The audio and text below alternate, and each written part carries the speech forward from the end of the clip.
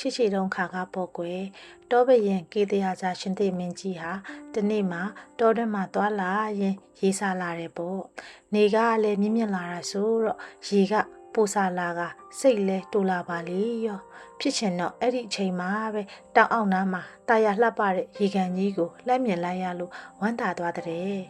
အလိုဟိုရှိကရေကန်ကြီးကတာယာလိုက်တာကြာမျိုးစုံကလည်းဖူးပွက်နေသည်ကျင်းငတ်တို့ကလည်းပျော်မြူးနေကြလို့ကြည်နူးစရာကောင်းလိုက်တာ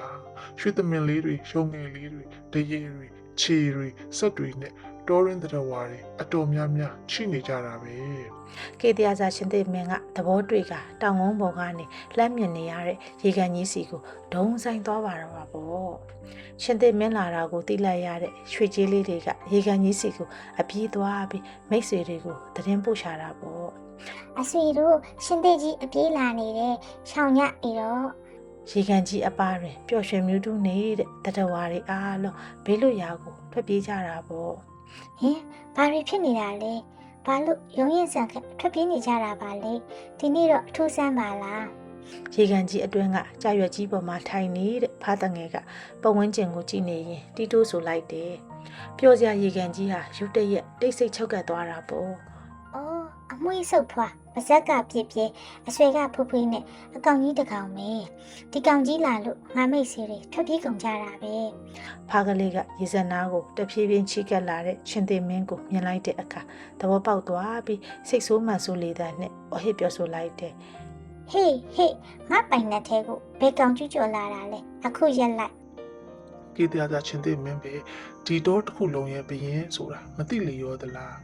မင်းကလည်းရှင်သေးမင်းငါကလည်းဖားမင်းမယ်ဒါကြောင့်ငါပိုင်တဲ့ကိုငါခွင့်မပြုပဲလာခွင့်မရှိဘူး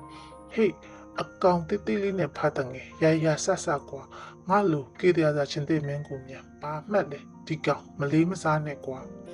ပူရီပြောမနေနဲ့တော်တန်တိတ်လိုက်ခုပဲဒီနေရာကနေထွက်သွားစမ်း အကောင်တေးသေးဖားလေးကကေတရာစာရှင်သေမင်းကိုမလေးမစားပြန်ပြောရပါမလားဆိုပြီးရှင်သေးလေစွာမှုတွေထောင်ထလာကဒေါသအိုပောက်ကွဲတော့တာပေါ့ဒီတော့ကျေလောင်နဲ့ဟိဟောက်တန်ကြီးထွက်ပေါ်လာလီရောဖားလေးကတော့ရှင်သေးကြီးဒေါသအိုပေါက်ကဟန်ပြန်လိုက်ခဲ့တဲ့ကရီတဲကိုငုတ်ရှိုးနေလိုက်တော့တာပေါ့ ဘာမဟုတ်တဲ့ဖတ်တယ်ငယ်ခုတော့နားကွဲတီလောက်ပြီပေါ့ ရှင်သေးကြီးကမိသွန်းတောက်တီးကမန်အပြေးနဲ့ရေတောက်ဖို့ပြင်လေရာ ဒီနေရာကနေချက်ချင်းထွက်သွားဆိုတာခုထိမသွားသေးဘူးလား ဖားတငယ်ကဒေါသတကြီးအဟစ်လိုက်ပြန်နေကြာရွက်ပေါ်မှာမန်ပါပါဟန်အပြည့်နဲ့ထိုင်ရင်အဟစ်ပြောဆိုလိုက်တာကြောင့်ရှင်သေးကြီးကပူပြီးဒေါသဖြစ်သွားကအာယူပြီးထပ်မံဟင်းဟောင်းလိုက်ပြန်တာပေါ့ဖားတငယ်ကတော့ရီတဲကိုငုတ်ရှိုးသွားပြန်လေရော မင်းလည်းရှင်သေးမင်းငါလည်းဖားမင်းဒီနေရာကခုထွက်သွားပါ ဖားလေးရဲ့အတန်ကထပ်မံပေါ်ထွက်လာလိုက်ရှင်သေးကြီးကဟိန်းဟောင်းလိုက်နဲ့အချိန်တွေလင့်လာတဲ့အခါရှင်သေးကြီးမှာမောဟိုက်လာပြီးပုံမိုစာလောင်လာခြင်းပုံမိုဒေါသဖြစ်လာခြင်းတို့ကြောင့်ထက်ခါဟိန်းဟောက်တော့တာပေါ့ဒီလိုနဲ့ပဲအချိန်တွေကြာလာတဲ့အခါစင်ကျင်တရားမဲ့ပြီးဒေါသကြီးချတဲ့ရှင်သေးကြီးခင်ဗျာအော်ဟိန်းဟောက်ရလွန်းလို့အဆုတ်ကွဲရင်ကွဲကတေဝဲဝင်ရတာပေါ့ကွယ်ဖားလေးကတော့ကြာဘက်ကြီးပေါ်မှာမိမ့်မိန်ကြီးထိုင်ရင်ပြုံးနေတော့တဲ့